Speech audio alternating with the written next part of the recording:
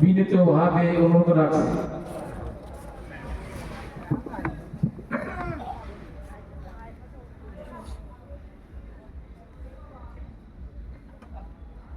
السلام عليكم ورحمة الله وبركاته.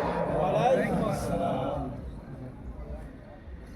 إن الحمد لله الأكرم الذي خلق الإنسان وكرمه وعلمه من البيان ما لم يعلم، فسبحان الذي لا يحصى امتنانه باللسان ولا بالقلم. نشهد أن لا إله إلا الله وحده لا شريك له، ونشهد أن سيدنا وسندنا وحبيبنا ومولانا محمدا عبده ورسوله الذي أرسله بالحق بشيرا ونذيرا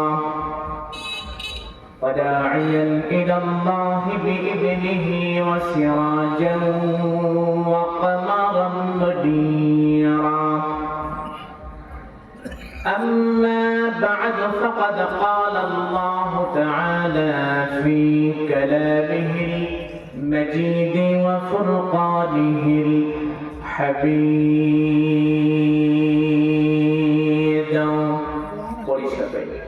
أعوذ بالله من الشيطان الرجيم. بسم الله الرحمن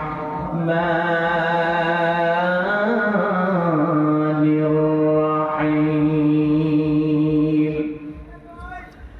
ومن أظلم ممن افترى على الله كذبا أو قال أوحي إلي ولم يوحى إليه شيء،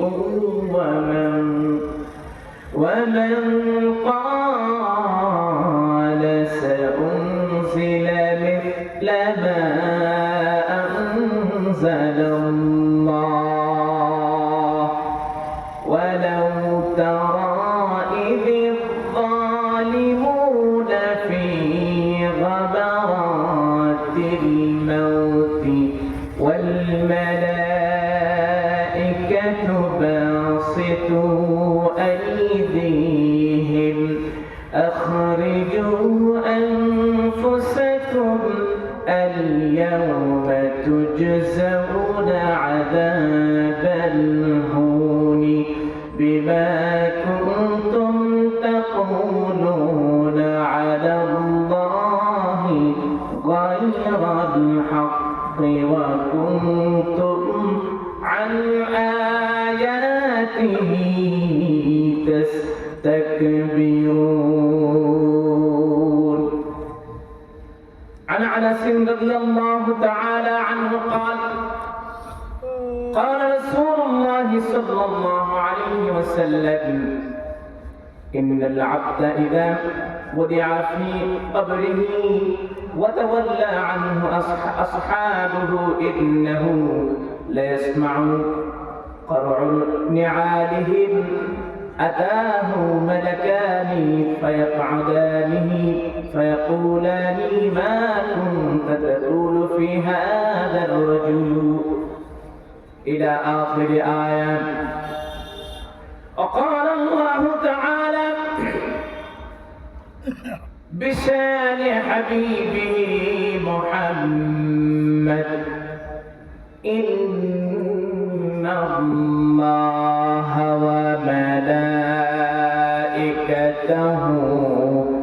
يصلون على النبي النبي يا أيها الذين آمنوا صلوا عليه وسلموا تسليما اللهم صل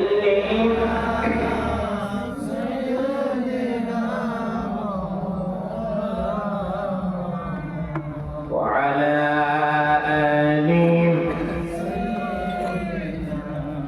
مولانا الله أين الكلام الله أين الكلام কণ্ঠে মধু মেখে কুহু কুহুই পাপিয়া কুহু কুহুই পাপিয়া উঠছে সদা দেখে আল্লাহু আইনা মির কালাম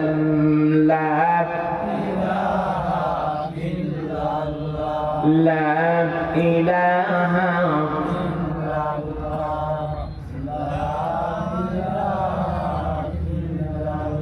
لا إله إلا الله لا إله لا إله إلا الله لا إله محمد رسول الله اللهم صل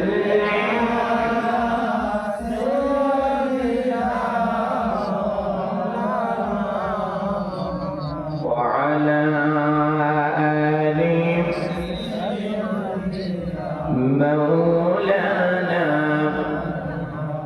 بلغ العلا بكماله كشف الدجى بجماله حسنت جميع خصاله صلوا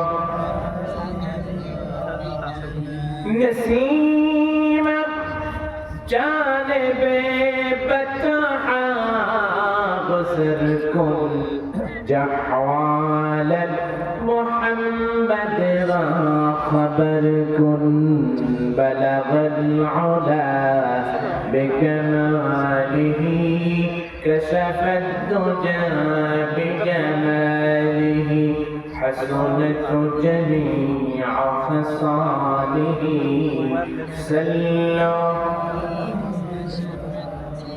اللهم آمين ربنا ظلمنا أنفسنا وإن لم تغفر لنا وترحمنا لنكونن من الخاسرين رب العالمين রামচন্দ্রপুর জান্নাতুল ফেরদাউস জামে মসজিদ সংলগ্ন রামচন্দ্রপুর কবরস্থানের উদ্যোগে আয়োজিত আজকে রব্বুল আলামিনের কোরআনে কারীমের মাহফিলে যারা আলোচনা শোনার জন্য এসেছে, যারা আসবে, উপস্থিত যারা রয়েছে, মা বোনেরা যারা রয়েছেন, রব্বুল আলামিন এতক্ষণ পর্যন্ত আমরা সকলে মিলে যে আমল করেছি ভুলগুলি ক্ষমা করে দিয়া সেগুলি কবুল করে নিয়ে হাদিয়াতুল নবীজির রওজা মুবারকে পৌঁছায়া দাও। রব্বুল আলামিন বাবা আদম থেকে নিয়ে শুরু করে আজ পর্যন্ত তামাম পৃথিবীর বুকে যত মুমিন মুমিনাত শহীদ আছেন তাদের রূহ মুবারকে হাদিয়াগুলো পৌঁছায়া দাও। আয় আল্লাহ তাআলা, আমরা যারা হাত উঠিয়েছি আমাদের জীবনের গুনাহ খাতাকে তুমি মাফ করে দাও। রব্বুল আলামিন পাশে কবরস্থান, রব্বুল আলামিন রামচন্দ্রপুর গ্রামের আনাচে কানাচে পারিবারিক কবরস্থান, এখানে সামাজিক কবরস্থানে যত মানুষ শুয়ে আছে, রব্বুল আলামিন আল্লাহ তাআলা এই মজলিস থেকে তোমার দরবারে মিনতি সকলকে তুমি মাফ করে দাও। কবর আযাব মাফ করে দিয়ে কবরগুলোকে জান্নাতের টুকরা বানায়া দাও।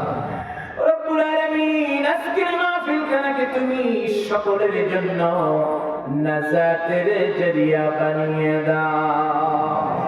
রব্বুল আলামিন, আমরা যারা উপস্থিত হয়েছি সকলের মনের নেক মাকাসিদ পূর্ণ করে দাও। সুবহান রাব্বিকা রাব্বিল ইজ্জাতি আম্মা ইয়াসিফুন ওয়া সালামুন আলাল মুরসালিন ওয়ালহামদুলিল্লাহি রাব্বিল আলামিন।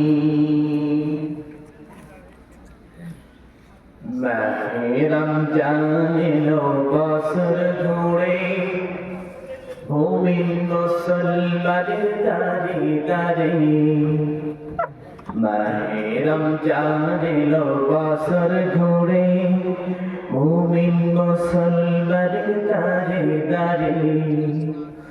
রহমতেরি বাড়ি নিয়ে মাগফিরাতের পয়গাম নিয়ে, রহমতেরি বাণী নিয়ে মাগফিরাতের পয়গাম নিয়ে এলো সবার মাঝে আবার ফিরে। মাহে রমজানেরও বছর ঘুরে মুমিন মুসলমানের দাঁড়ে দাঁড়ে। মাহে রমজানেরও বছর ঘুরে মুমিন মুসলমানের দাঁড়ে দাঁড়ে।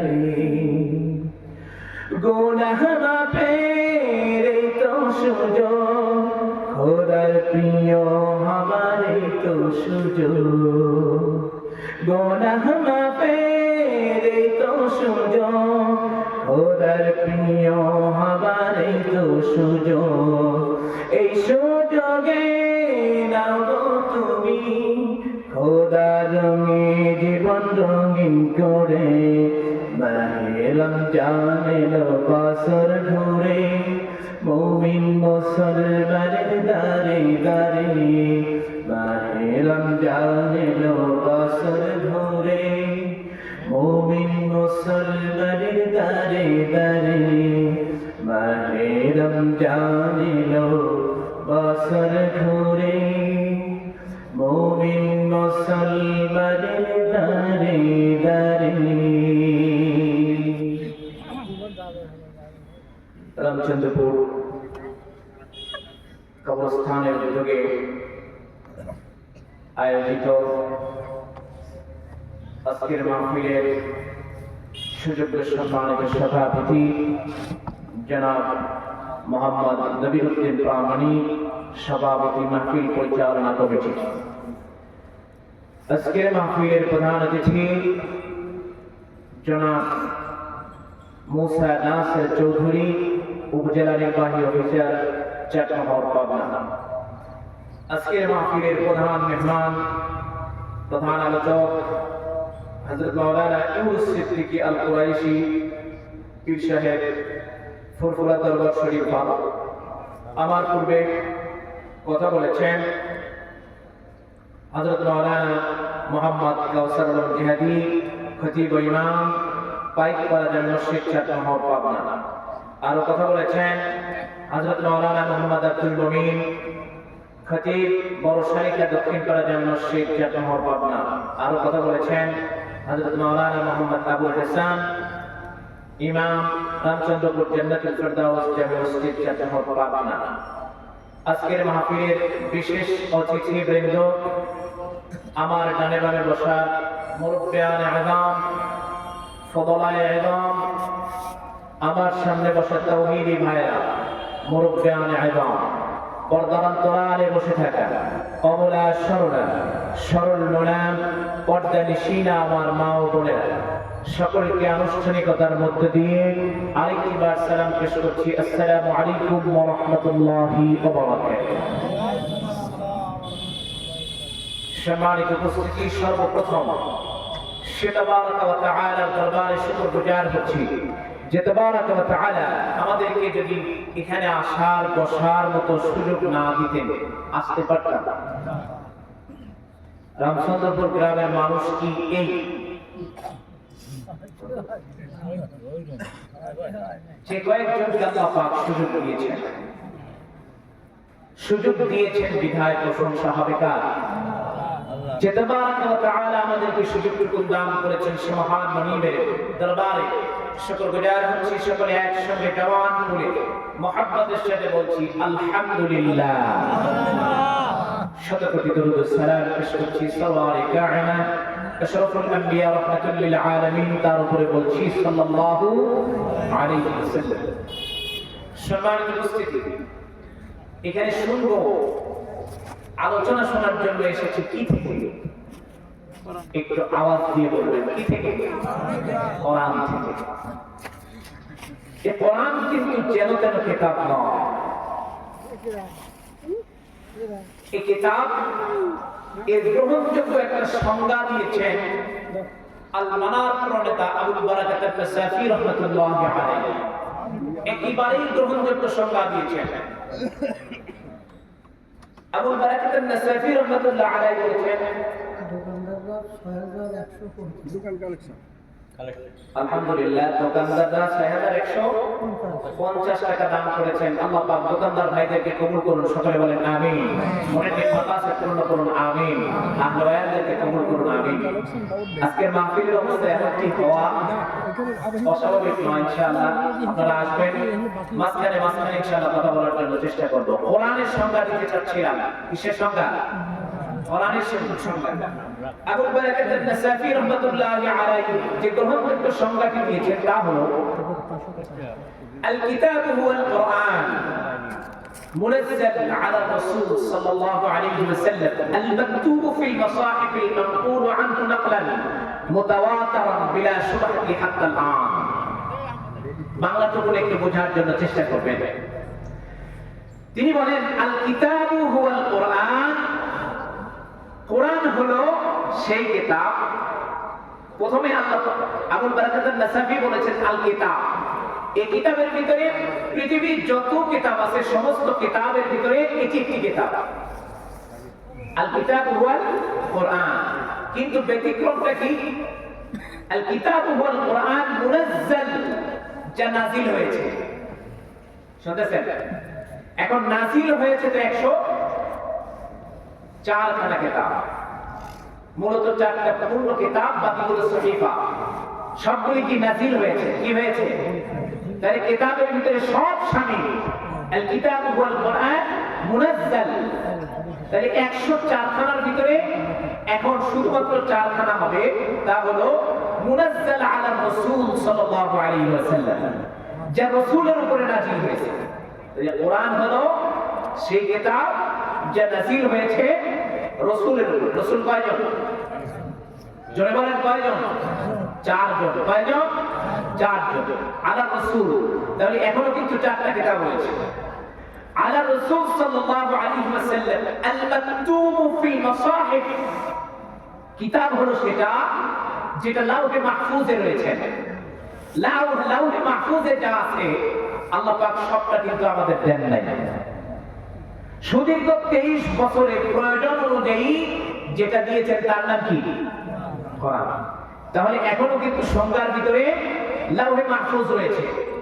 তাহলে আল কিতাব ওয়াল কোরআন মুনাজ্জাল আলা রাসূল সাল্লাল্লাহু আলাইহি ওয়াসাল্লাম আল মাকতুব ফিল মাসাহিফ, লাউহে মাহফুজে যেটা রয়েছে সেটার নাম কোরআন। কিন্তু এখন আরো ফাওয়ায়েদ কুলুদ করা হবে আলা রাসূল সাল্লাল্লাহু আলাইহি ওয়াসাল্লাম আল মাকতুব ফিল মাসাহিফ আল মানকুল আনহু নাকলান, যেটা নকল করা হয়েছে লাউহে মাহফুজ থেকে সুদীর্ঘ 23 বছরে, তার নাম কি? কোরআন। নাকলান মুতাওয়াতিরান, কোরআন হিসেবে যা নাযিল হয়েছে 23 বছরে সবটাই কিতাব নয়, সবটাই কোরআন নয়, সবটাই কি নয়? কোরআন নয়। নাকলান মুতাওয়াতিরান, যেটা ধারাবাহিকভাবে এসেছে তার নাম কি? মুতাওয়াতিরান ধারাবাহিকভাবে এসেছে, ধারাবাহিকভাবে অনেক আয়াতে কারিমা এসেছে। মুতাওয়াতিরান বিলা শুবহাতি হাত্তা আন, এবং ধারাবাহিকভাবে আসার পর যার ভিতরে কোনো সন্দেহ নাই, যার ভিতরে কি নাই? সন্দেহ নাই। হাত্তা আন, এখন পর্যন্ত যেটা আছে তার নাম হচ্ছে কোরআন। সুবহানাল্লাহ বলবেন না? তাহলে এখন পর্যন্ত যেটা আছে তার নাম কি? কোরআন। আমরা এই কোরআন থেকে কথা শুনতে এসেছি, ঠিক না? আল্লাহ রাব্বুল আলামিন বলেন হাদা বায়ানুল লিন লিন্নাস। এটি হচ্ছে সুস্পষ্ট একটি বর্ণনা, এটি একটি সুস্পষ্ট বর্ণনা, এর ভিতরে কোনো সন্দেহ নাই। বায়ানুল লিন্নাস, মানুষের জন্য সুস্পষ্ট একটি বর্ণনা, যেটা আল্লাহ পাক দিয়েছেন সুস্পষ্ট বর্ণনা, এতে কোনো সন্দেহ নাই। এই কিতাব আমাদের কাছে এসেছে, এই কিতাব আমরা শুনব। এই কিতাবের ভিতরে আল্লাহ রাব্বুল আলামিন বলেন তিবয়ানাল লিকুল্লি শাই। আল্লাহ পাক বলেন এই কিতাবের ভিতরে মানুষের জন্য প্রয়োজনীয় যা যা দরকার আমি সব কিছু খুলে খুলে বর্ণনা করে দিয়েছি। সুবহানাল্লাহ। এবার আল্লাহ রাব্বুল আলামিন বলেন আলিফ লাম রা কিতাবুন আনজালনাহু ইলাইকা লিতুখরিজান নাস মিনাজ-যুলুমাতি ইলান-নূর। আলিফ লাম কিতাবুন, this is the book, এটি একমাত্র কিতাব, এরকম কিতাব আর একটিও। কিতাবুন আনজালনাহু ইলাইকা, হে নবী আপনার উপরে কিতাব আমি নাযিল করেছি। নাযিল করলাম কেন? লিতুখরিজান নাস মিনাজ-যুলুমাতি ইলান-নূর, যাতে করে কিতাব দিয়ে আপনি মানুষদেরকে অন্ধকার থেকে টেনে বের করে আলোর দিকে নিয়ে আসতে পারেন। এই জন্য আমি কিতাব আপনাকে দিয়েছি। সুবহানাল্লাহ। এমন একটি কিতাব আমরা কি করতে এসেছি? শুনতে এসেছি। এই কিতাব থেকে সূরা আনআমের 93 নম্বর আয়াতে কারিমা তেলাওয়াত করেছি। এর মাঝখান থেকে আজকে প্রাসঙ্গিক আলোচনা ইনশাআল্লাহ টেনে আনার জন্য চেষ্টা করব ইনশাআল্লাহ। সূরা আনআমের 93 নম্বর আয়াতে কারিমা। আর ভূমিকা বেশি আগাবো না, সময়ের দিকে তাকাতে হবে, কিছু কালেকশনও করতে হবে ইনশাআল্লাহ। সরাসরি আলোচনায় চলে যাচ্ছি। আল্লাহ রাব্বুল আলামিন সূরা আনআমের 93 নম্বর আয়াতে কারিমার ভিতরে বলেন ওয়ালাউ তারা ইযিল যালিমুনা ফি গামারাতিল মাউত। একটু মনোযোগ দিয়ে বোঝার জন্য চেষ্টা করবেন, এখানে বুঝলে সামনে অগ্রসর হওয়া সহজ হবে। আল্লাহ রাব্বুল আলামিন তার হাবিবকে বলেন লাউ তারা, হে নবী আপনি যদি দেখতেন। আল্লাহ পাক কাকে বলছেন? নবীজিকে বলছেন। লাউ তারা, হে নবী আপনি যদি দেখতেন ইযিল যালিমুন, সমাজের বুকে যারা জুলুম করে। শুনেছেন? শোনেন নাই মনে হয়? সমাজের বুকে যারা জুলুম করে, যালিমুন, 1 বছর নয়, 2 বছর নয়, বহু বছর, যারাই জালিম। আল্লাহ পাক তার হাবিবকে বলেন হে নবী আপনি যদি দেখতেন লাউ তারা ইযিল যালিমুন, যদি আপনি জালিমদেরকে দেখতেন ফি গামারাতিল মাউত, মৃত্যুর সময় তাদের অবস্থা কেমন হয়, যদি আপনি তাদেরকে এরকম দেখতেন। কাদের সম্পর্কে বলেছেন? একটু বলেন না, কাদের সম্পর্কে? তারা জালিম। সমাজের বুকে জালিম কারা এটাও তো জানা দরকার, তাই না? মুস্তাজাবুদ দাওয়া, যাদের দাওয়া আল্লাহ সরাসরি কবুল করে নেন। কয় শ্রেণীর? 3 শ্রেণীর আল্লাহ সরাসরি কবুল করে নেন। তার এক শ্রেণী হলো যারা মাজলুম, অত্যাচারিত, তাই না? যারা অত্যাচারিত, এদের দোয়া আল্লাহ পাক সরাসরি কবুল করে নেন, মাঝে কোনো পর্দা থাকে না। আল্লাহ রাব্বুল আলামিন ওই জালিমদের সম্পর্কে বলতেছেন জালিম কারা? জালিম হলো তারা কোরআনে কারীমের আইন মানে না যারা। কোরআনের আইন যারা মানে না তারা কি? লাউ তারা, আল্লাহ পাক তার হাবিবকে বলেন, নবী আপনি যদি দেখতেন ইযিয যালিমুন, যারা জুলুম করে, যারা জালিম, ফি গামারাতিল মাউত, মৃত্যুর সময় তাদের পরিণতি কেমন হয় যদি আপনি দেখতেন। ওয়াল মালাইকাতু বাসিতু আইদিহিম, আল্লাহ রাব্বুল আলামিন বলেন ওই জালিমরা যখন মৃত্যুর মুখে পতিত হয়,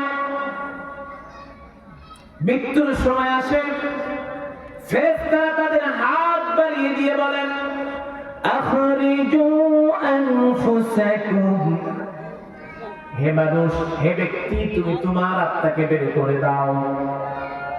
ফেরেশতারা বলেন তোমার আত্মাটাকে তুমি বের করে দাও। আল-ইয়াউমা তুজজাউনা আযাবাল হুনি বিমা কুনতুম তাকুলুনা আলাল্লাহি গায়রাল হক।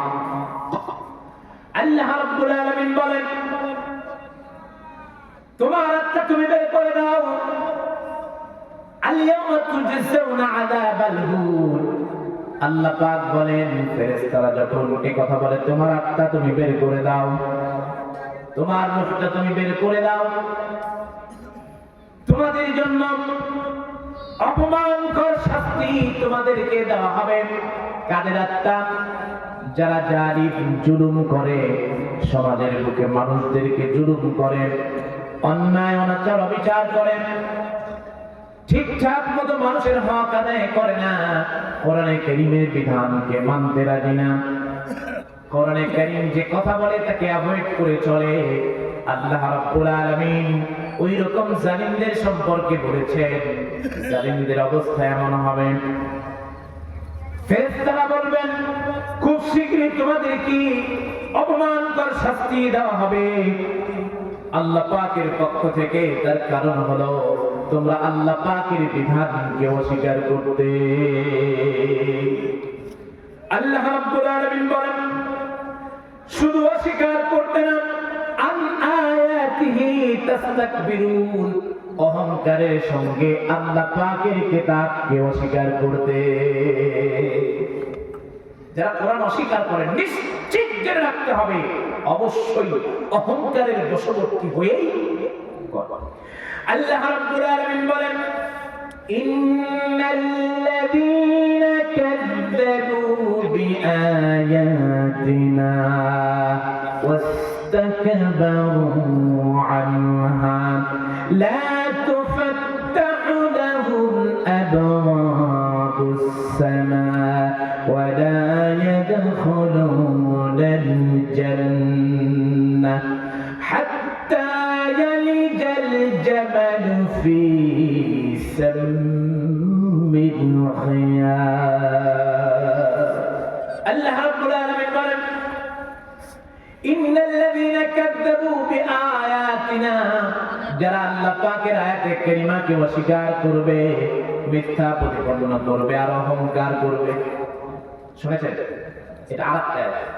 আল্লাহ বলছেন আল্লাহ পাকের আয়াতকে যারা অস্বীকার করবে আর অহংকার করবে, আমি যে তেলাওয়াতকৃত আয়াত সূরা আনআমের 93 নম্বর আয়াতে কারিমা, সেখানে আল্লাহ পাক বলেছেন রূহটাকে বের করে দিতে বলবেন আর তাদেরকে বলা হবে তোমাদেরকে অপমানকর শাস্তি দেওয়া হবে। তার কারণ তোমরা আল্লাহ পাকের বিধানকে অস্বীকার করেছিলে, তাস্তাকবিরুন, আর অহংকার করেছিলে। এখানেও দুটো কথা।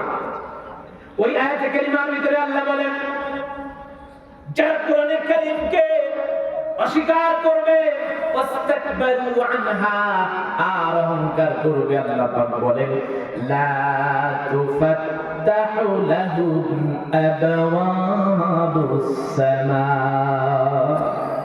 ওদের জন্য আকাশের দরওয়াজা খোলা হবে না। ওয়ালা ইয়াদখুলুনাল জান্নাহ, ওদের জন্য জান্নাতের দরওয়াজা খোলা হবে না। হাত্তা ইয়ালিজাল জামালু ফি সাম্মিল খিয়াত, সূচের ছিদ্র দিয়ে উট প্রবেশ করা বরং সহজ কাজ হতে পারে, ওই অস্বীকারী আয়াতে কারিমাগুলি ব্যক্তি আর অহংকারী ব্যক্তি এদের জন্য জান্নাতে যাওয়া তার চাইতেও কঠিন। নাউযুবিল্লাহ। সম্মানিত উপস্থিতি, আল্লাহ পাক মৃত্যুর সময়ের কথা বলেছেন। মানুষের যখন মৃত্যু আসবে, আপনারা বলেন সমাজে অনেক কাজ টাকা পয়সা দিয়ে ক্ষমতার প্রভাব খাটিয়ে করা যায় কি যায় না? মৃত্যুর সময় যখন আসবে, ওই সময় কি কোনো উপকারে আসবে নাকি টাকা পয়সা, ধন দৌলত, প্রভাব প্রতিপত্তি কোনো কাজে আসবে নাকি? আল্লাহ রাব্বুল আলামিন বলেন, ওয়ালান ইউআখিরাল্লাহু নাফসান ইযা জাআ আজালুহা আল্লাহু খাবীরুম বিমা তা'মালুন। মৃত্যুর সময় যখন মানুষের আসবে, এক সেকেন্ডের জন্য এদিক ওদিক করা হবে। আমার বন্ধুগণ, জালিমদের ব্যাপারে বলছিলাম, যারা কোরআনে কারীমকে মানে না তারা কি জালিম, সীমা লঙ্ঘনকারী। সমাজের বুকে মানুষকে যারা অত্যাচার করে, আল্লাহ পাক কি কোন জায়গায় বলেছেন নাকি অত্যাচার করো? এটা কোরআন কি মানলাম? অস্বীকার করলাম। মানুষের উপরে জুলুম নির্যাতন চালালাম। তাদের জন্য আল্লাহ পাক বলেছেন, ফেরেশতারা মৃত্যুর সময় যখন তাদের সামনে উপস্থিত হবে, আল্লাহ পাক বলে দিয়েছেন, ফেরেশতারা বলবে তোমাদের বুকটা তোমরা বের করে দাও, তার কারণ তোমাদের জন্য রয়েছে অপমানকর শাস্তি। আল্লাহ পাক এটা আগেই বলে দিয়েছেন, সুতরাং জালিম হওয়া যাবে না। আমার বন্ধুগণ, মানুষ যখন মারা যাবে, মারা যাওয়ার পর একটি কঠিন বিভীষিকাময় পরিস্থিতিতে পড়বে। আমার বন্ধুগণ, সেই পরিস্থিতির কথাই বলবো। সুতরাং সেই পরিস্থিতির জন্য কি আমরা প্রস্তুতি নিয়েছি নাকি? আমার বন্ধুগণ, মানুষ যখন মারা যাবে, মানুষ মারা যাওয়ার পর আমরা কোথায় রাখি? কবরের ভিতরে মাকফুন করে দেই, দাফন করে দেই, তাই তো? কবরের ভিতরে যখন আমরা দাফন করলাম, পরিস্থিতিটা কেমন হবে কি জানেন? আল্লাহর নবী বলেছেন, যে ব্যক্তি বেঈমান হয়ে মারা যায়, হাদিস শরীফের ভিতরে বিশেষ করে মুনাফিক আর কাফেরদের কথা বারবার করে ঘুরে ফিরে বলেছেন। যারা মুনাফিক হবে, যারা কাফের হবে, এই অবস্থায় যারা দুনিয়া থেকে বিদায় হয়ে যাবে, কবরের ভিতরে চলে যাবে, তাদের ভয়ানক পরিণতির কথা আল্লাহর নবী বলে গিয়েছেন। কবরের ভিতরে যখন মানুষ চলে যাবে, আল্লাহর নবী বলেছেন সাহাবীদেরকে, মানুষ চলে যাওয়ার পর পরিস্থিতি কাফের মুনাফিকদের যা হবে, যদি মানুষ সেটা শুনতে পারতো অথবা দেখতে পারতো, তাহলে আত্মীয় স্বজন কখনো কবরের ভিতরে মাকফুন করতো না। নাউযুবিল্লাহ। যে পরিস্থিতি তৈরি হবে, এই পরিস্থিতিতে মানুষ কবরের ভিতরে মাকফুন করতো না, দাফন করতো না। আমার বন্ধুগণ, মানুষ যখন মারা যায়, আমরা মানুষেরা প্রথমে কি করি? মাইকে প্রথমে অ্যানাউন্সমেন্ট করি, ঘোষণা করি, অমুক এলাকার অমুক ব্যক্তি মারা গিয়েছে, অমুক সময় তার দাফন হবে। মাইকের ভিতরে ঘোষণা হলো, আত্মীয় স্বজন সকলেই চলে আসলো, সকলেই কথোপকথন করতেছেন, কিন্তু যিনি মারা গেছেন উনিও আপনাদের আমাদের সকলের যদিও দেখতে পান, কিন্তু কথা বলার সুযোগ তো তার নাই। আছে নাই? আমরা তাকে সুন্দর করে গোসল করায়া এরপরে কবরস্থানের দিকে নিয়ে চলে গেলাম। যাবার পরে আমরা যখন জানাজার নামাজ আদায় করলাম, জানাজার নামাজ আদায় করে কবরের ভিতরে দিলাম, আমরা যে বাক্যটা বলি আমরা সকলেই জানি। বলেন তো দেখি, মিনহা খালাকনাকুম ওয়া ফিহা নুঈদুকুম ওয়া মিনহা নুখরিজুকুম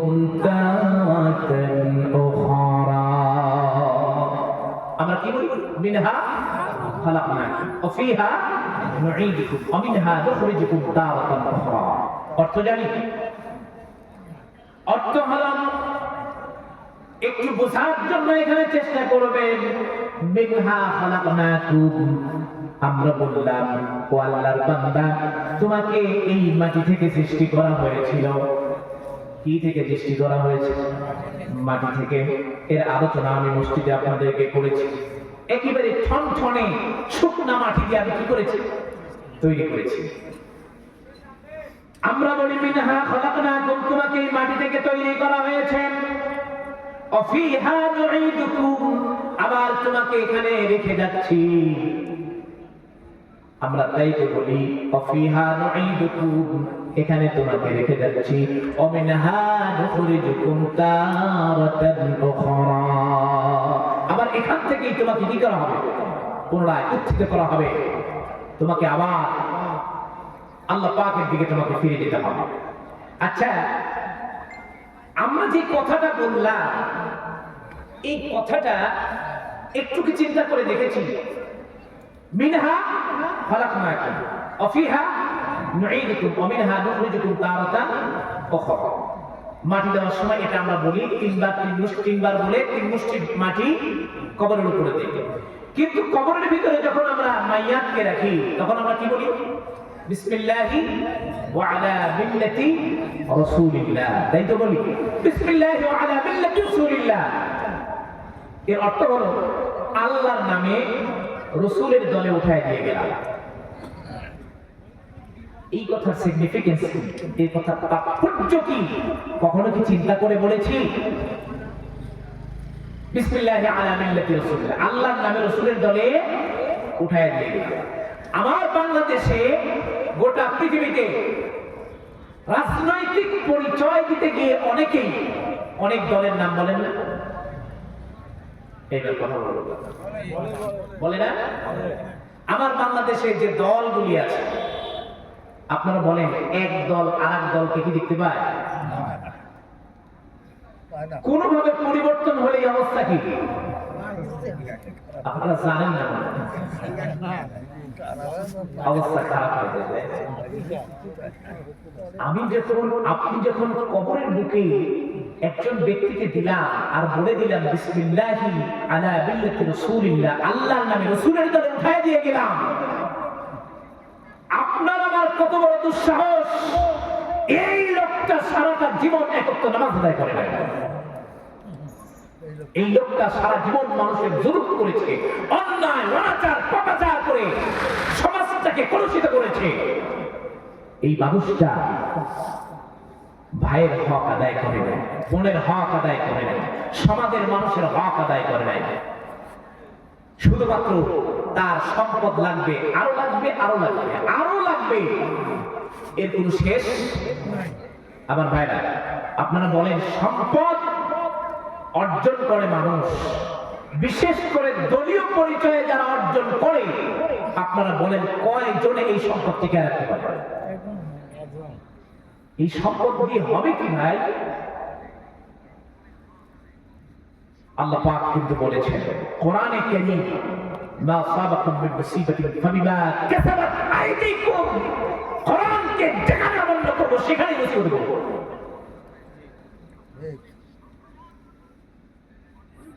আমরা বিভিন্ন দলের নাম দিই, আলহামদুলিল্লাহ আমরা দিতেই পারি, দুনিয়ায় চলার জন্য এটা দরকার আছে না? নাই, এটা দরকার আছে না? আল মালু ওয়াল বানুন জিনাতুল হায়াতাদ দুনিয়া।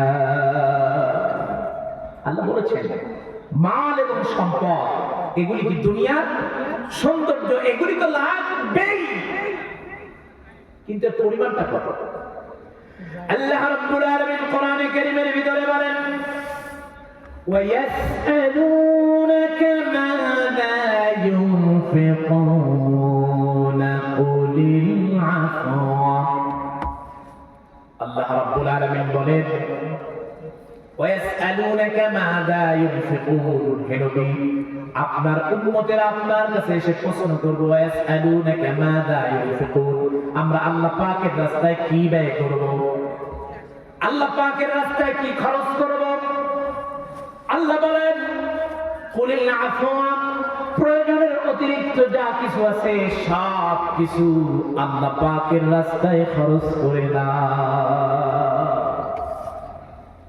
ওখানে কিন্তু রাখলাম বিসমিল্লাহি আলা মিল্লাতি রাসূল, থাকে কবরে যাব ইনশাআল্লাহ। আল্লাহ বলেন প্রয়োজনের অতিরিক্ত যা আছে সবকিছু দিয়ে দাও। আল্লাহর নবী যখন জন্মগ্রহণ করেন তার সম্পদ কি আল্লাহ প্রচুর দিয়েছিলেন? না। আল্লাহ রাব্বুল আলামিন বলেন আলাম ইয়াজিদকা ইয়াতীমান ফাআওয়া ওয়া ওয়াজাদাকা দাল্লান ফাহাদা। হে নবী, আপনাকে পেয়েছি আমি এতিম অবস্থায়, এরপরে আমি আল্লাহ আপনাকে পথ দেখায় দিয়েছি, এরপরে আমি আপনাকে পেলাম পথ হারা অবস্থায়, আমি আল্লাহ তোমাকে পথ দেখিয়ে দিয়েছি। সুতরাং ওয়া আম্মাস সাইলা ফালা তানহার ওয়া আম্মা বিনি'মাতি রাব্বিকা ফাহাদ্দিস। সুতরাং নবী, আপনার কাছে যখন কোন ছায়ের চাইবে আপনি তানহার তাকে ফেরায় দেবেন না, তানহার আপনি ফেরাবেন না। কোন ছায়ের যদি চায়, নবীজিকে আল্লাহ পাক এতিম বানালেন, পথহারা বানালেন, আল্লাহ পাক তাকে পথের দিশা দিয়ে দিলেন। তার কোনো সম্পদ ছিল না, কিন্তু আল্লাহ পাক এমন একটা প্রসেস করে দিয়েছেন নবীজির জন্য। হযরতে খাদিজাতুল কুবরা রাদিয়াল্লাহু তাআলা আনহা তদানীন্তন সময়ের সবচেয়ে ধনাঢ্য ধনশালিনী ব্যবসায়ী ছিলেন কিনা? আল্লাহ পাক তার সঙ্গে বিবাহের বন্ধনে আবদ্ধ করে দিলেন। খাদিজা এমন একজন মহিলা তার যত সম্পদ ছিলেন আল্লাহ নবীকে সব কিছু উৎসর্গ করে দিয়েছে। নবীজি দুহাতে বিলিয়ে দিয়েছেন। সম্পদ নবীজি রাখেন নাই, গনিমতের মাল পেয়েছেন, সব কিছু দুহাতে বিলিয়ে দিয়েছেন। তার কাছে যা এসেছেন সব কিছু বিলিয়ে দিয়েছেন। নবীজিকে আল্লাহ রাব্বুল আলামিন বলেছেন ওয়াসআলুনাকা মাযা ইউনফিকুন। নবীজি আপনার কাছে মানুষেরা এসে প্রশ্ন করবে আমরা কি ব্যয় করব। কুলিল আফওয়া, আপনি প্রয়োজনের অতিরিক্ত সব আল্লাহ পাকের রাস্তায় দিয়ে দেন। নবীজির কিছু ছিল? শেষ পর্যন্ত কিচ্ছু ছিল, কিন্তু আমাদের সম্পদ এত বেশি হয়েছে। রাসূল সাল্লাল্লাহু আলাইহি ওয়াসাল্লাম কিয়ামতের যে আলামতগুলি বলেছেন তার ভিতরে এটিও কিন্তু একটা। সুতরাং সম্পদ এত বেশি অর্জন করা যাবে না যেটা কিয়ামতের দিন জাহান্নামে যাওয়ার কি হয়ে যায়, কারণ হয়ে যায়। আল্লাহ পাক বলেছেন লা তাজআল ইয়াদাকা মাগলুলাতান ইলা উনুকিকা ওয়া লা তাবসুতহা কুল্লাল বাসত ফাতাকউদ মালুমান মাহসুরা। দান করার ব্যাপারে তোমাদের হাতটাকে ঘাড়ের উপরে রেখে দেবে না, আবার দান করার ব্যাপারে একেবারেই ছেড়ে দিবে না। পরবর্তীতে লাঞ্ছিত হতে পারে, অপমানিত হওয়া যেতে পারে। সুতরাং একেবারেই কৃপণ হওয়া যাবে না, একেবারেই ছেড়ে দেওয়া যাবে না। দুটোর ভিতরে ব্যালেন্স থাকতে হবে, ভারসাম্য রেখে এরপরে দান শ্রদ্ধা করতে হবে। যে কথা থেকে এতদূর চলে আসছিলাম, আল্লাহ পাকের রাস্তায় ব্যয় করতে হবে, আল্লাহ পাকের পথে চলতে হবে, দিন ইসলামের পথে চলতে হবে, কোরআনের পথে চলতে হবে। আল্লাহ রাব্বুল আলামিন বলেন ওয়া'তাসিমু বিহাবলিল্লাহি জামিআন ওয়া লা তাফাররাকু। তোমরা আল্লাহ পাকের রজ্জুটা, আল্লাহ পাকের রশিটা শক্ত করে জামাতবদ্ধ হয়ে ধরো। কে বলেছেন? আল্লাহ। এটা যখনই আমরা ছেড়ে দেব তখনই কি মুসিবত, কোনো সন্দেহ নাই। আমার বন্ধুগণ, সুতরাং এই পথে থাকতে হবে, কোরআনের পথে থাকতে হবে, হাদিসের পথে থাকতে হবে। আল্লাহর নবী বিদায় হজের ভাষণে বলেছেন তারাকতু ফীকুম আমরাইন লান তাদিল্লু মা তামাসসাকতুম বিহিমা কিতাবাল্লাহি ওয়া সুন্নাত রাসূলি। দুটো জিনিস যদি আঁকড়ে ধরে রাখতে পারো কখনো পথভ্রষ্ট হবে না। একটা হচ্ছে কালামুল্লাহ, আর একটা নবীজির সুন্নাহ। পথভ্রষ্ট হবে না। সুতরাং এই পথে থাকতে হবে, কোরআনের পথে থাকতে হবে, আল্লাহর পথে থাকতে হবে। এই পথ থেকে সরে যাওয়া কোন অবস্থায় যাবে। যদি এই অবস্থায় থেকে আমি আপনি কবরে যেতে পারি, বিসমিল্লাহি আলা মিল্লাতি রাসূলিল্লাহ, আল্লাহর নামে রাসূলের দলে উঠায় দিয়ে গেলাম, তখন এই কথার সার্থকতা হবে, অন্যথায় কি হবে? যদি আমরা হাজার বার নয়, লক্ষ বার নয়, কোটি বার যদি আমরা বলি, তারপরেও কোনো লাভ হবে না। আমার বন্ধুগণ, মানুষকে যখন কবরের ভিতরে রাখা হবে, কবরের ভিতরে রাখার সঙ্গে সঙ্গে দুইজন ফেরেশতা চলে আসবে। কয়জন? দুইজন ফেরেশতা কিন্তু চলে আসবে। দুইজন ফেরেশতা এসে বসাবেন। আল্লাহ পাক রূহটা দিয়ে দেবেন, তাকে ফেরত দেবেন। দুইজন ফেরেশতা এসে তাকে বসাবেন। তাকে বসায়া এরপরে বলবেন, একটা হাদিসের ভিতরে শুধুমাত্র রাসূলের চেহারা মোবারক, রাসূলের চেহারা, রাসূলের কথা বলবেন। রাসূলের চেহারা দেখিয়ে বলবেন, মা কুনতা তাকুলু ফি হাদার রাজুল, এই লোকটি সম্পর্কে তোমার ধারণা কি? যে ব্যক্তি ঈমানদার হবে, ভালো করে শুনেন, যে ব্যক্তি ঈমানদার হবে, ঈমানদার হয়ে দুনিয়া থেকে চলে যাবে, কোরআনের পথে থাকবে, রাসূলের পথে থাকবে, ইসলামের পথে থাকবে, থেকে জীবনকে অতিবাহিত করে কবরে যেতে পারবে। ওই ব্যক্তি ঈমানদার হয়ে যদি কবরে যায়, তখন রাসূলের চেহারা মোবারক দেখে বলবেন, হাদা নবিয়ুনা মুহাম্মদ সাল্লাল্লাহু আলাইহি ওয়াসাল্লাম, এই তো আমার রাসূল, ইনি তো আমার নবী। উত্তর দিয়ে দেবেন। গায়েব থেকে আওয়াজ আসবে, উনি সত্য কথা বলেছেন। সুতরাং ওর জন্য দুটো বর্ণনা এসেছে, ওর জন্য 70 হাত কবরটাকে প্রশস্ত করে দাও। আরেকটা বর্ণনা হলো, চোখের পাওয়ার যত দূর যাবে, যত দূর পর্যন্ত সে চোখে দেখতে পাবে, এত দূর পর্যন্ত তার কবরটাকে তুমি প্রশস্ত করে দাও। ঈমানদার হয়ে যদি মারা যায়, কবরটা আমাদের জন্য চোখের দৃষ্টি সীমা পর্যন্ত প্রশস্ত হয়ে যাবে। আল্লাহ পাক এবার গায়েব থেকে আওয়াজ দেবেন, জান্নাতের একটা দরজা চালু করে দাও। এরপরে জান্নাতের একটা দরজা চালু করে দেওয়া হবে। জান্নাতি বাতাস যখন তার গায়ে লাগবে, তিনি এমন ঘুম ঘুমাবেন। হাদিসের ভিতরে এসেছে, বাসর ঘরে দুলহা দুলহিনী যে আরামের ঘুমটা দেন, একেবারে কাছের মানুষ ছাড়া ডাকার কোনো উপায় নাই। কবরের ভিতরে এইরকম আরামে একটা ঘুম দিয়ে দেবেন, ঘুমিয়ে যাবেন। ওই সময় কাছের যে ব্যক্তি হবে, পার্সন হবে, তিনি কি? আমার বন্ধুগণ, এটি হচ্ছে ঈমানদারের অবস্থা হবে কবরের ভিতরে। আর যে ব্যক্তি বেঈমান হয়ে মারা যাবে, রাসূলের চেহারায় দেখানো হবে, বলা হবে, মা কুনতা তাকুলু ফি হাদার রাজুল, এই লোকটি সম্পর্কে তোমার ধারণা কি? বেঈমান যিনি হবেন, উনি বলবেন, হাইহাতা লা আদরি, ইনি কে আমি চিনি না। শুনেছেন? নবীকে যদি আপনি না চেনেন, পরিণতি কি হতে পারে বলেন?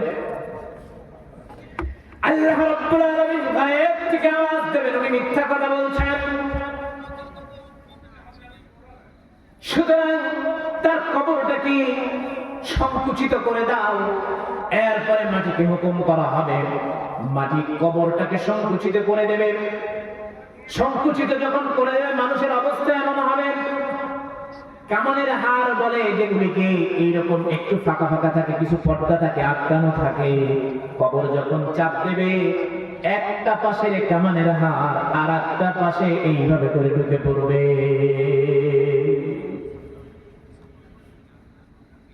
এটা হলো একটা অবস্থা।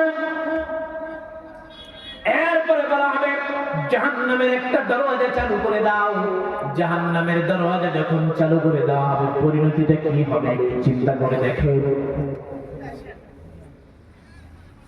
ওই কবরের ভিতরে জাহান্নামী ব্যক্তি যে হবে তার জন্য 99টা সাপ প্রদান করা হবে।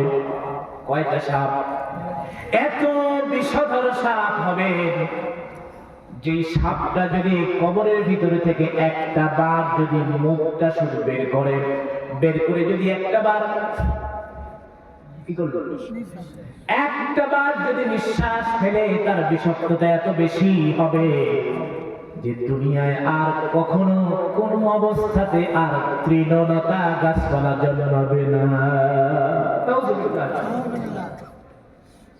এত বিষাক্ত সাপ কবরের ভিতরে দেওয়া হবে। যদি বেঈমান হয়ে মারা যায়, সমাজের বুকে জালিম হয়ে মারা যায়, কোরআন হাদিসকে অ্যাভয়েড করে যদি মারা যায়, মনের ভিতরে হিংসা বিদ্বেষ কলুষতা, সমাজ থেকে আমি বিচ্ছিন্ন হয়ে যাই, কোরআন থেকে হাদিস থেকে বিচ্ছিন্ন হয়ে যাই, আমার পরিচয় যদি মুনাফিক আর কাফেরের খাতায় হয়ে যায়, কবরের ভিতরে এইভাবে করে একটা একটা করে শাস্তি প্রদান করা হবে। নাউযুবিল্লাহ। আমার বন্ধুগণ, কবরের ভিতরে আরো প্রশ্ন করা হবে। মান রাব্বুকা ওয়া মা দীনুকা ওয়া মান নাবিয়্যুকা। প্রশ্ন করা হবে, ইমানদার ব্যক্তি জবাব দেবেন মান রাব্বুকা, তোমার রব কে? ইমানদার বলবেন রব্বি আল্লাহ। ওয়া মা দীনুকা, তোমার দিন কি? ইমানদার বলবে দীনুল ইসলাম, আমার দিন হলো ইসলাম। ওয়া মান নাবিয়্যুকা, তোমার নবী কে? নবীর নাম মুহাম্মাদুর রাসূলুল্লাহ সাল্লাল্লাহু আলাইহি ওয়াসাল্লাম। জবাব দেবে বেঈমান হায়হাতা না, জবাব দিতে পারবে। যখন বেঈমান জবাব দিতে পারবে না, আল্লাহ রাব্বুল আলামিন একজন ফেরেশতা নিযুক্ত করবেন যার চোখ নাই, কান নাই। চোখ না থাকলে কি করে? শুনতেছে? অন্ধ, কানা। যার কানে শোনে না তারে কি করি?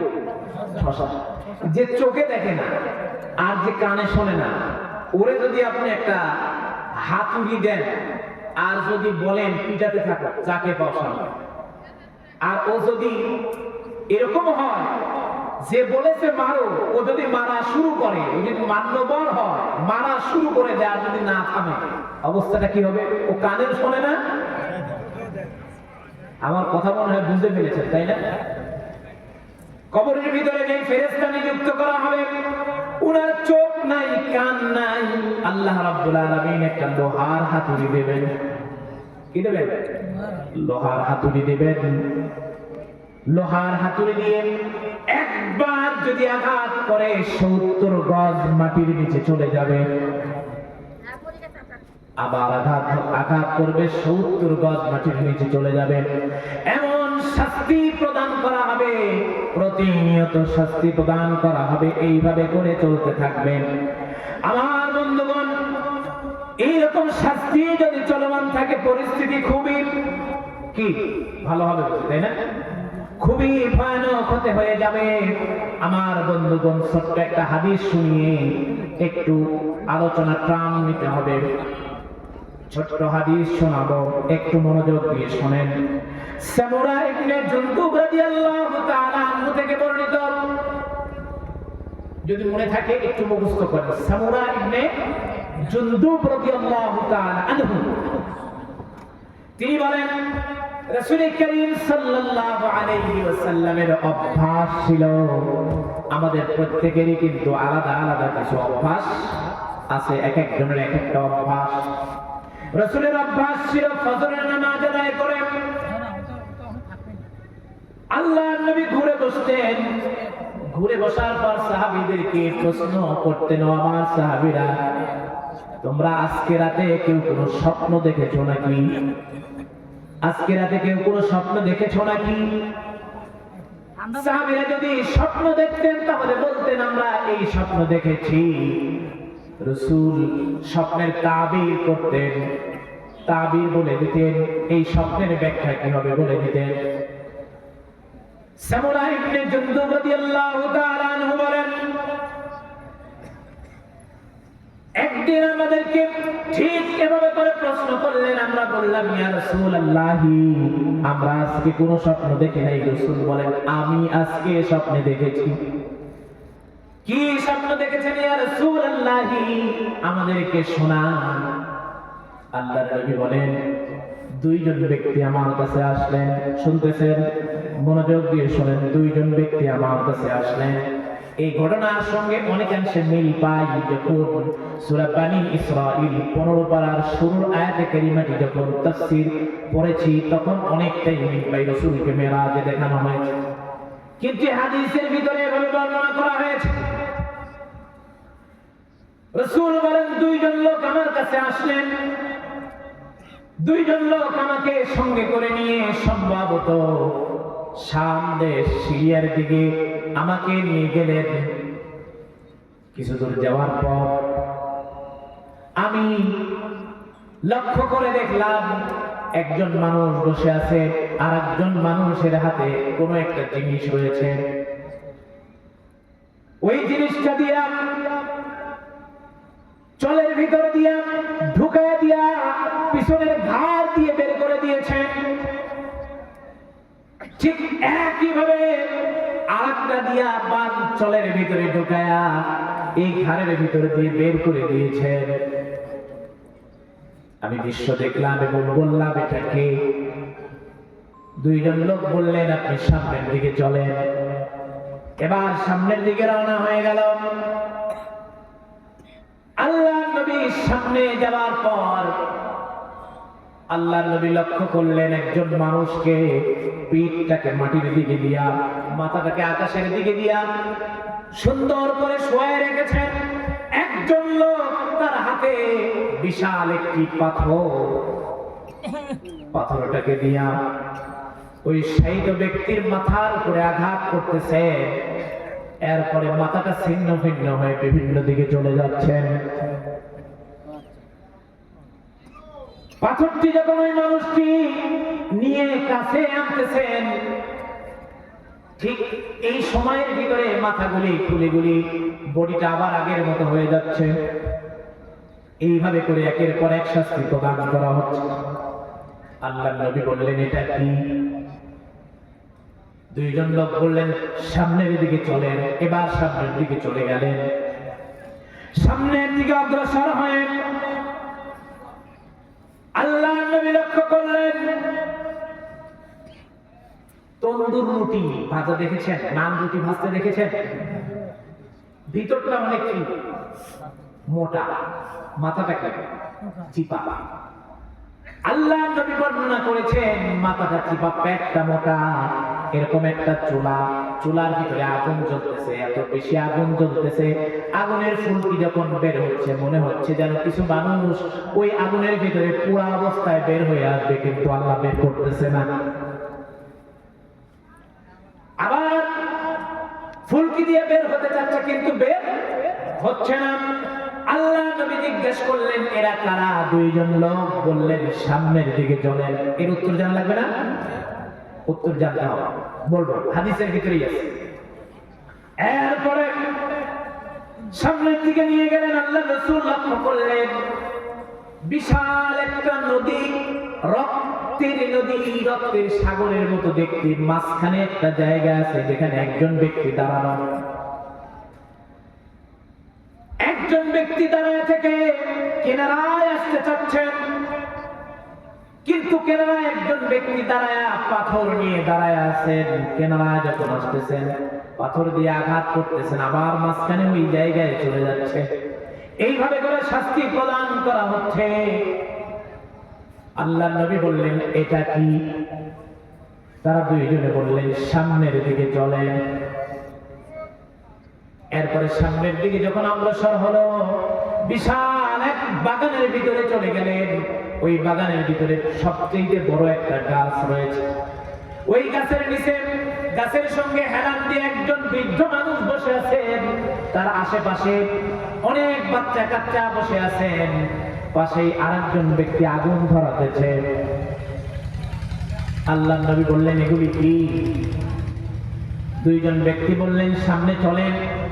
এরপরে আল্লাহর নবীকে ওই গাছের অনেকটা উপরে নিয়ে একটা ঘরের ভিতরে প্রবেশ করালেন, যেখানে অনেক নাজ নেয়ামত এবং সুন্দর পরিবেশ দেখলেন। আল্লাহর নবীকে পরিবেশ দেখানোর পর ওখান থেকে বের করে এনে ওই গাছের আরো উপরে উঠায় নিলেন। উপরে যখন উঠালেন, আরেকটা ঘরের ভিতরে প্রবেশ করালেন। ঘরের ভিতরে যখন প্রবেশ করলেন, দেখলেন আগের চাইতে এই ঘরের সৌন্দর্য আরো বেশি। সুবহানাল্লাহ। আল্লাহর নবীকে সেখান থেকে বের করে আনলেন। এবার যে দুইজন লোক আল্লাহ নবীকে নিয়ে এত কিছু দেখালেন, বললেন, আমি তো অনেক কিছুই দেখলাম, সুতরাং এখন আমাকে তোমরা বলো এই বিষয়ের তাৎপর্য কি? ওই দুইজন লোক বললেন, আমি হলাম জিবরাইল, উনি হলেন মিকাইল। সুবহানাল্লাহ বলবেন না? একজন হলেন জিবরাইল আর একজন হলেন মিকাইল। এই দুইজনে এত কিছু ঘোরালেন, বললেন এর তাৎপর্য কি? আল্লাহ নবীকে জিবরাইল এবং মিকাইল আলাইহিস সালাম দুইজনে বললেন, ও আল্লাহর নবী, প্রথমে আপনি যেই দৃশ্য দেখেছেন, জলের ভিতরে দিয়া কোন একটা জিনিস ঢুকায় পিছন দিকে বের করেছেন, আবার বাম চলে একই কাহিনী করেছেন। ওই মানুষগুলি হলো তারা দুনিয়াতে যারা মিথ্যা কথা বলতো, একটা মিথ্যা কথা বলার কারণে শত শত মিথ্যা কথা বলতে হয়েছে। ওই মিথ্যা কথা বলার কারণে মানুষের অত্যাচারিত হয়েছে, জুলুম হয়েছে, মাজলুম হয়েছে, নির্যাতিত হয়েছে। ওই একটা মিথ্যা কথা বলার কারণে সমাজ কলুষিত হয়ে গেছে। ও আল্লাহর নবী, ওই মানুষগুলি হলো তারা কবরে যখন আসবেন, কিয়ামত পর্যন্ত এইভাবে করে করে তাদেরকে শাস্তি প্রদান করা হবে। নাউযুবিল্লাহ। কবরে গেলে মিথ্যাবাদীদের এইরকম করে শাস্তি প্রদান করা হবে। আমার বন্ধুগণ, জিবরিল আমিন বলেন, ইয়া রাসূলুল্লাহ, আপনি যেখানে দেখেছেন তাদের মাথায় মস্তক থেকে একজন ব্যক্তি পাথর দিয়ে আঘাত করে ছিন্ন ভিন্ন করে দিয়েছেন, ওই মানুষগুলি হলো তারা সমাজের বুকে যারা কোরআনে কারীমের জ্ঞান অর্জন করেছে, কোরআন মুখস্থ করেছে, কোরআন আয়ত্ত করেছে, রাতের বেলায় ঘুমিয়েছে, দিনের বেলায় কোরআন কারীমকে মানে নাই। কোরআন শিখেছে, কোরআন বুঝেছে, কিন্তু আমল নাই। কিয়ামতের দিন পর্যন্ত কবরের ভিতরে যারা যাবে, এই শ্রেণীর মানুষগুলিকে কিয়ামত পর্যন্ত কবরে এইভাবে করে শাস্তি প্রদান করা হবে। জিবরিল আমিন বলেন, ইয়া রাসূলুল্লাহ, এরপরে আপনি আগুনের ফুলকি দিয়ে কিছু মানুষকে বের হতে দেখেছেন, কিন্তু বের হতে পারে নাই, আগুনের ভিতরে পুড়েছে নারী এবং পুরুষ। সেখানে অসংখ্য নারী এবং পুরুষ ছিল। আল্লাহর নবীকে বলেন, ইয়া রাসূলুল্লাহ, ওই ভিতরে যে মানুষগুলি দেখতে পেয়েছেন, ওই মানুষগুলি হলো তারা দুনিয়ায় থাকা অবস্থায় জেনার সঙ্গে লিপ্ত হয়েছে যারা।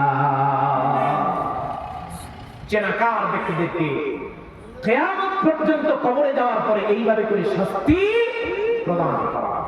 আপনারা জানেন, আল্লাহর নবীর সময় একজন মহিলা অবৈধ সন্তান জন্ম দিয়েছিলেন। তিনি এতটাই অনুতপ্ত হয়েছেন, আল্লাহর নবী তাকে বলেছেন, তুমি তো দোষ করেছো, তোমার সন্তান তো কোনো দোষ করে নাই, তুমি এখান থেকে চলে যাও, তুমি সন্তান প্রসব করো। সন্তান প্রসব করার পর বললেন, ইয়া রাসূলুল্লাহ, আমার সন্তান প্রসব হয়ে গেছে, আপনি শাস্তি কায়েম করেন। বলেছে, না, তোমার কাছে হক রয়েছে এই সন্তানের 2 বছর 2.5 বছর কি খাওয়া, দুধ খাওয়া, সুতরাং তুমি চলে যাও, যখন খাওয়া শিখবে, দুধ খাওয়া শেষ হবে, এরপরে তুমি এসো। কিছুদিন যাওয়ার পরে আল্লাহর নবীর কাছে সন্তানের হাতে রুটি ধরায় দিয়া বলেছেন, ইয়া রাসূলুল্লাহ, এই দেখেন আমার বাচ্চা এখন রুটি খেতে পারে, ইয়া রাসূলুল্লাহ, আপনি আমার উপরে কোরআনে কারীমের হক জারি করেন। এরপরে তাকে সাহাবীরা যখন পাথর নিক্ষেপ করে দুনিয়া থেকে শেষ করে দিচ্ছেন, এমন সময় অনেকেই ভর্ৎসনা করেছিলেন। আল্লাহর নবী বলেছেন, ও আমার সাহাবীরা, এই নারীকে তোমরা ভর্ৎসনা করো না। আল্লাহ পাক তাকে এমন ভাবে কবুল করে নিয়েছেন, আল্লাহ পাক তাকে জান্নাতের ব্যবস্থা করে দেবেন। সুবহানাল্লাহ। অন্যায় করলে তার সাজা শাস্তি দুনিয়াতেও আছে, আখিরাতেও আছে। প্রসেসিং এর মাধ্যমে আমরা যদি কোরআনে কারীম মানি, অবশ্যই এর মওকুফের অবশ্যই পথ আছে না নাই? আল্লাহ রাব্বুল আলামিন বলেছেন, লা তাকনাতু মির রাহমাতিল্লাহ। আল্লাহ পাকের রহমত থেকে কি হওয়া যাবে না? নিরাশ হওয়া যাবে না। আল্লাহ নবীকে বললেন, ইয়া রাসূলুল্লাহ, ওই আগুনের ভিতরে যাদেরকে দেখেছেন ওনারা হলো জেনাকার নারী এবং পুরুষ। আল্লাহ নবী বলেন, এরপরে দেখলাম রক্তের নদীতে তিনি আসতেছিলেন, তার ব্যাপারে কি বলবেন? জিবরিল আমিন বলেন, ইয়া রাসূলুল্লাহ, ওই মানুষগুলি তারা রক্তের ভিতরে সাঁতার কেটে কিনারায় আসতেছিলেন, আবার পাথর মেরে মাঝখানে দিচ্ছিলেন। ওই মানুষগুলি হলো তারা দুনিয়াতে সুদখোর ছিল যারা। সুদখোরের শাস্তি এইভাবে করে কবরে যাওয়ার পর এভাবে করে কিয়ামত পর্যন্ত শাস্তি চলতে থাকবে। এরপরে আল্লাহ নবী বললেন, তারপরের যে ঘটনা সেটা কি? আমরা বাগানে চলে গেলাম, মানুষ দেখলাম, বাচ্চা কাচ্চা দেখলাম, একজন আগুন ধরাতে দেখলাম। জিবরিল আমিন বলেন, ইয়া রাসূলুল্লাহ, যে গাছটি আপনি দেখেছেন, ওই গাছের নিচে যাকে দেখেছেন উনি আর কেউ নয়, বৃদ্ধ লোকটি হলেন হযরত ইব্রাহিম আলাইহিস সালাম। তার আশেপাশে যে সন্তানগুলি দেখেছেন, দুনিয়াতে সন্তান প্রসবের পর যে সন্তানগুলি নাবালক অবস্থায় মারা যায়, এই সন্তানগুলি ইব্রাহিম আলাইহিস সালামের কাছে লালিত পালিত হয়। সুবহানাল্লাহ। যে সন্তানগুলি নবজাতক দুনিয়াতে আসার পর নাবালক অবস্থায় মারা যায়, কিয়ামতের দিন এই সন্তানগুলি নাজাতের কারণ হবে। সুবহানাল্লাহ। এগুলি লালিত পালিত হয় কোথায়? হযরত ইব্রাহিম আলাইহিস সালাম। এরপরে আপনি যাকে আগুন জ্বালাতে দেখেছেন উনি আর কেউ নয়, উনি হলেন জাহান্নামের ফেরেশতা মালিক। উনি আগুনকে জ্বালিয়ে জাহান্নামকে প্রস্তুত করে রাখতেছেন।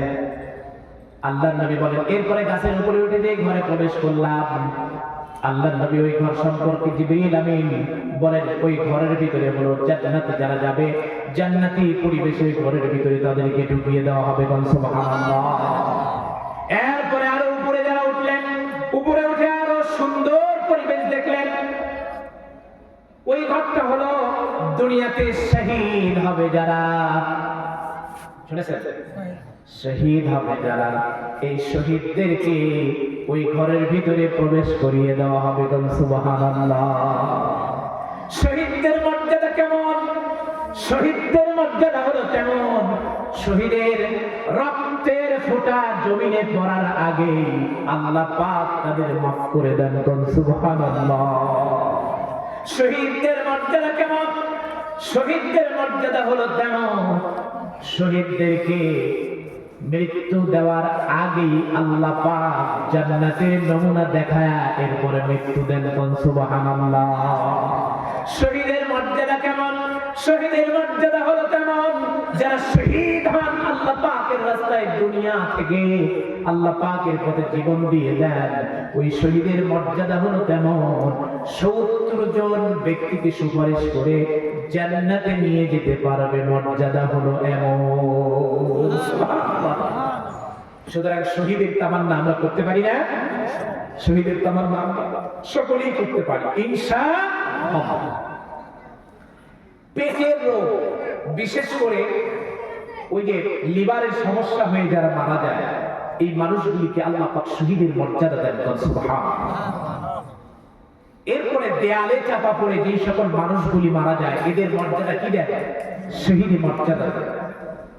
সন্তান প্রসব করতে গিয়ে অনেক মা বোন মারা যায় না, আল্লাহ পাক এদের মর্যাদাকে শহীদ মর্যাদা দিয়ে দেন। সুবহানাল্লাহ। শহীদের মর্যাদা যদি পেয়ে যায় তার অবস্থা কেমন শুনেছেন না?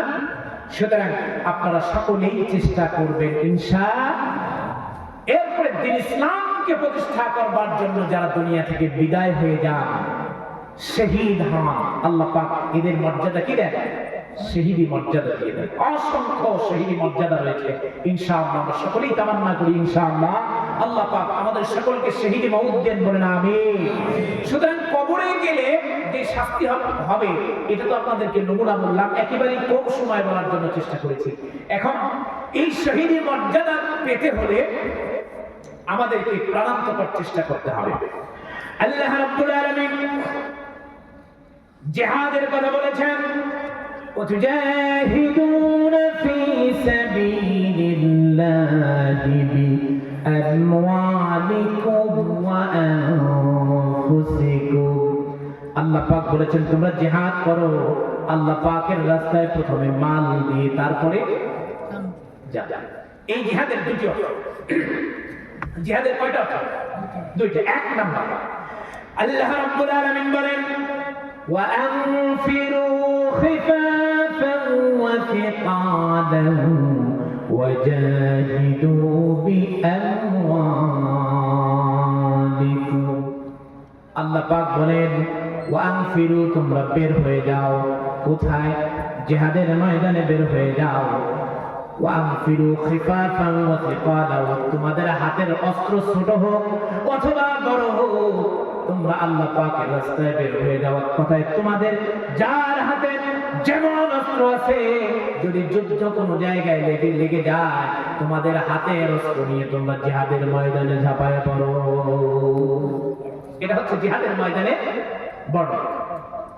ওয়াতুজাহিদুনা ফি সাবিলিল্লাহ, জিহাদের আরেকটা অর্থ হচ্ছে ইসলামের কোন উদ্দেশ্যকে, ইসলামের কল্যাণকর কোন উদ্দেশ্যকে সামনে রেখে যে প্রাণান্তকর চেষ্টা করা হবে তার নাম হলো জিহাদ। মসজিদ, মাদ্রাসা, ইসলামী সংগঠন, এটাকে এস্টাবলিশ করতে হবে, দ্বীন কায়েম করতে হবে, দ্বীনকে প্রতিষ্ঠা করতে হবে। এই কাজের জন্য অর্থের দরকার আছে না? এই অর্থের জন্য যে চেষ্টা করা হবে এই চেষ্টার নাম কি? জিহাদ। সুতরাং এই জিহাদে অংশগ্রহণ করতে চান তো ইনশাআল্লাহ? যদি চান অবশ্যই এখন আপনাদের মানসিক প্রস্তুতি নিতে হবে। এখানে আপনাদের কবরস্থান, এখানে আসতে হবে না?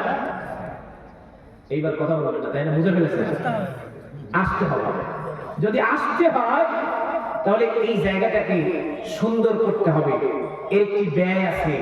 আপনারা আসবেন, আপনাদেরকে যারা মারা যাবে তাদের জন্য হয়তো কোনো কষ্ট থাকতে পারে, খরচ থাকতে পারে, এরপরে এখানে সৌন্দর্যমণ্ডিত করবার জন্য একটা বিষয় থাকতে পারে, সেখানে অর্থের দরকার আছে। এখন অর্থ প্রয়োজন। এই উদ্দেশ্যকে সামনে করে যে চেষ্টা, এটার নাম কি বলেছি? তাই এই জিহাদে এখন আপনারা প্রস্তুতি নেবেন ইনশাআল্লাহ। রাজি আছেন তো?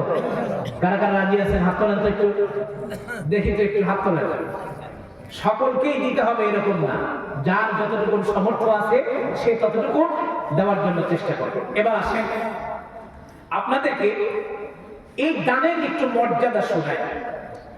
হযরত ওসমান রাদিয়াল্লাহু তাআলা আনহু নাম শুনেছেন? মনে হয় শোনেন নাই, কথা বলেন। ওসমান রাদিয়াল্লাহু তাআলা আনহুকে জবেহ করে হত্যা, শহীদ করা হয়েছে, আপনারা জানেন। হযরত ওসমান রাদিয়াল্লাহু তাআলা একজন ধনাঢ্য, ধনশালী ব্যবসায়ী ছিলেন। মদিনায় একবার দুর্ভিক্ষ চলছিলেন। দুর্ভিক্ষ চলাকালীন সময় হযরত ওসমান রাদিয়াল্লাহু তাআলা 1000 মণ গম মদিনা এলাকায় ঢুকে পড়েছে। এবার ব্যবসায়ীরা হযরত ওসমান রাদিয়াল্লাহু তাআলার কাছে এসে বলছেন, ওসমান, তোমার এই গম যা দিয়ে কেনা আছে আমরা তার ডাবল দেব, অর্থাৎ 1 টাকায় যদি কেনা থাকে আমরা কি দেব? 2 টাকা। আরেকজন এসে বললেন, আমরা তোমার যা কেনা আছে তার ডাবল দেব। উনি সমান দেবে, ইনি ডাবল দেবেন। 1 টাকা হলে আমরা আরো 2 টাকা বাড়ায় 3 টাকা দেব। এভাবে করে বাড়তে লাগবে। 6-7 টাকা হয়ে গেলে 6-7 গুণ হয়ে গেল। হযরত ওসমান রাদিয়াল্লাহু তাআলা বলেন, তোমরা আমার কাছে যে দাম বলেছো এই দাম আমার কাছে একেবারেই নগণ্য, এর কোনো মূল্য নেই, এর কোনো দামই নেই। কিন্তু আমার কাছে একজন এসে তোমরা যা বলছো তার 700 গুণ বলেছে। সুবহানাল্লাহ বলবেন? আল্লাহ নবী কি মিথ্যা, আল্লাহ নবীর সাহাবী কি মিথ্যা বলতে পারে?